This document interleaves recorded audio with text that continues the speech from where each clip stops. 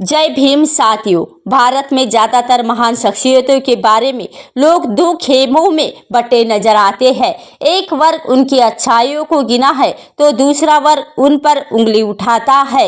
इसलिए डॉक्टर बाबा साहेब आम्बेडकर भी इससे अछूत नहीं रहे।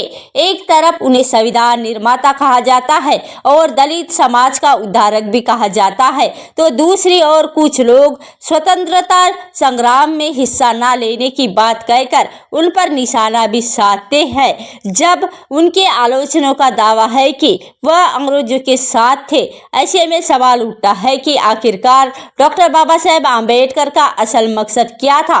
दरअसल उनका मकसद भी यही था जो स्थापना के वक्त कांग्रेस का था। सन 1880 से 1900 के दौर में कांग्रेस जैसे तमाम संगठन थे जो अपने ही समुदाय के लिए अधिकारों की मांग करते थे, जैसे कि सती प्रथा, बाल विवाह का अंत करवाना।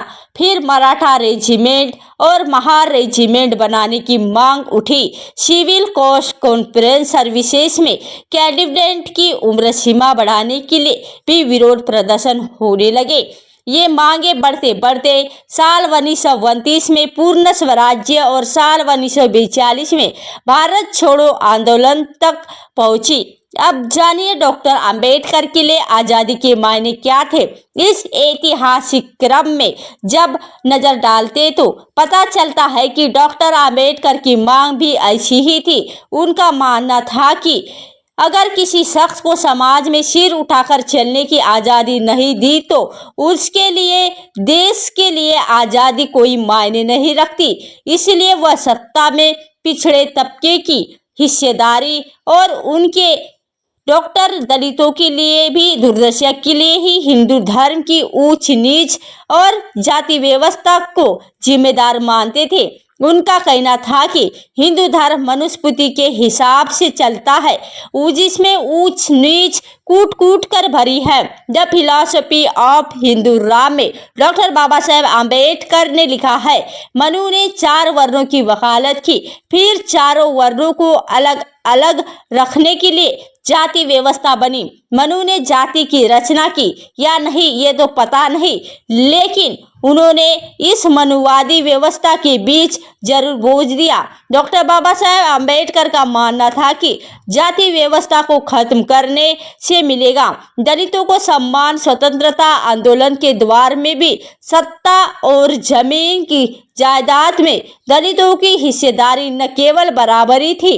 डॉक्टर आम्बेडकर ने अपने किताबों और लेखों में अनगिनत बार दलितों के उत्पीड़न, उनके जातीय तिरस्कार वाली खबरों का हवाला दिया। उनका मानना था कि हिंदू धर्म की जाति व्यवस्था को खत्म करने के लिए उनके बगैर ये मुमकिन ही नहीं कि समाज में दलित सम्मान के साथ ही जी सके, और यही वजह थी कि वह सत्ता में दलितों की हिस्सेदारी चाहते थे ताकि उनके खिलाफ हो रहे अत्याचारों को रोका जा सके।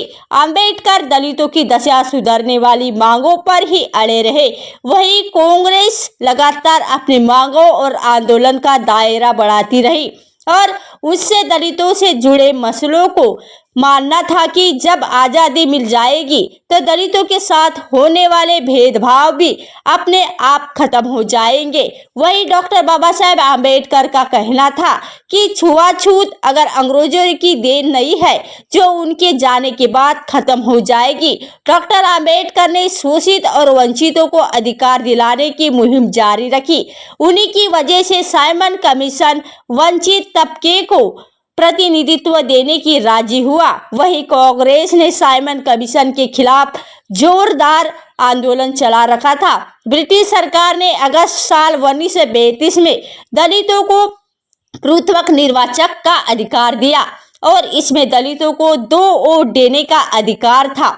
1 वोट से अपने समुदाय का प्रतिनिधि चुन सकते थे और दूसरे से किसी सामान्य वर्ग का। महात्मा गांधी ने पृथक निर्वाचन का जोरदार विरोध किया। उनका मानना था कि इससे दलितों और सवर्णों के बीच की खाई ज्यादा बढ़ जाएगी। उन्होंने इसके खिलाफ आमरण अनशन शुरू कर दिया। गांधी की तबीयत बिगड़ने के साथ आम्बेडकर के पुतले जलाए जाने लगे। आखिरकार आम्बेडकर झुके और 24 सितंबर 1932 को गांधी और डॉक्टर आम्बेडकर के बीच पुनः पैक्ट हुआ और इससे दलितों के पूर्वक निर्वाचन और 2 वोट का अधिकार खत्म हो गया। हालांकि दलितों के लिए आरक्षित सीटों की संख्या राज्यों के विधानमंडलों में 71% से बढ़ाकर उनके ही सीटों में 147 और केंद्रीय विधानमंडल के कुछ सीटों का 18% कर दी गई। डॉक्टर आम्बेडकर वायसराय की एग्जीक्यूटिव काउंसिल के सदस्य, उन्हें श्रम विभाग की जिम्मेदारी मिली थी। डॉक्टर आम्बेडकर ने वायसराय काउंसिल के सदस्य के रूप में कई अहम काम किए। उन्होंने वेतन भुगतान के लिए नियम बनवाए, मजदूरों के लिए कारखाना संशोधन विधेयक पारित कराया। डॉक्टर आम्बेडकर ब्रिटिश हुकूमत से जिस हैसियत में थे, वह इसका इस्तेमाल समाज और अपने लोगों की भलाई के लिए करना चाहते थे। उनका कहना था कि पहले ही उन दलितों का अधिकार मिल जाए, उसके बाद ही उनके लिए आज़ादी का कोई मतलब होगा। महात्मा गांधी ने अगस्त साल 1942 में भारत छोड़ो आंदोलन शुरू किया। डॉक्टर आम्बेडकर इस आंदोलन के खिलाफ थे। डॉक्टर आम्बेडकर ही नहीं, उस दौर में कम्युनिटी दलों ने भी दूसरे विश्व युद्ध में ब्रिटिश हुकूमत का पक्ष लिया। दुनिया में दूसरा विश्व युद्ध शुरू होने से पहले ही जापानियों और नाज़ियों के हरकतें देख चुकी थी।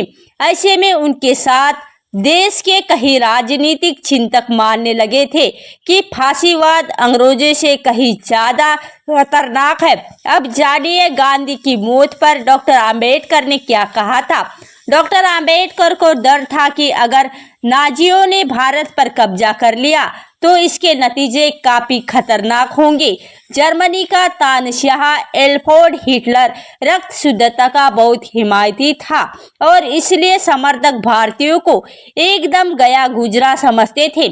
यही वजह है कि डॉक्टर बाबा साहेब आम्बेडकर ने जब ब्रिटिश हुकूमत का साथ देने का फैसला किया, उन्होंने कहा सभी भारतीयों की देशभक्ति और यही है कि वे अराजकता फैलने से रोके, क्योंकि इस वजह से आंदोलन हमारे देश के जापान का गुलाम बनाने में मदद करेंगे।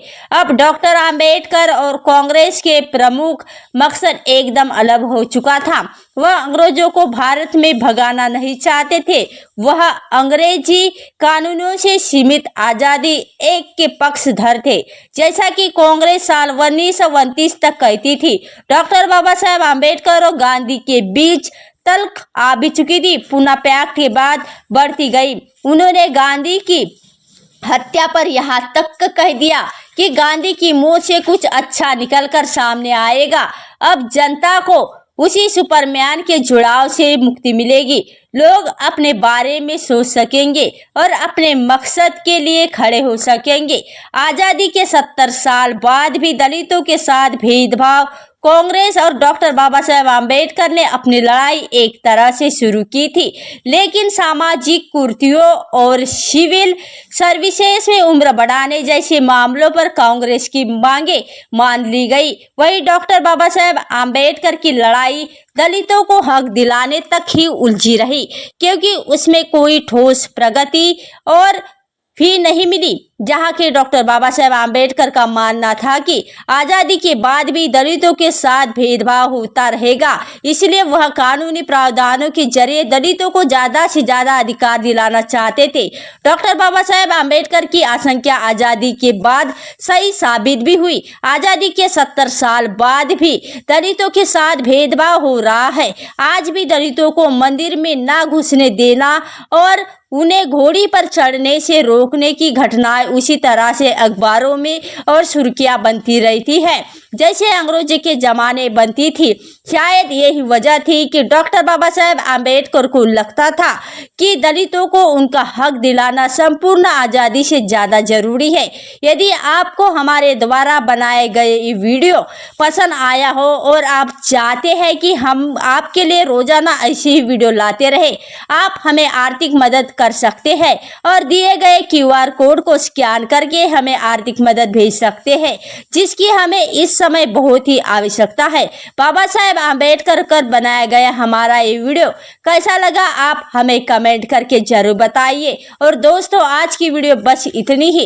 इस चैनल पर मैं सिर्फ बाबा साहेब आम्बेडकर के जीवन से जुड़ी छोटी बड़ी सभी जानकारी लेकर आती रहती हूँ। यदि आप डॉक्टर बाबा साहेब आम्बेडकर को पसंद करते हैं तो हमारे इस चैनल को सब्सक्राइब करके बेल आइकन घंटी ऑन कर लीजिए।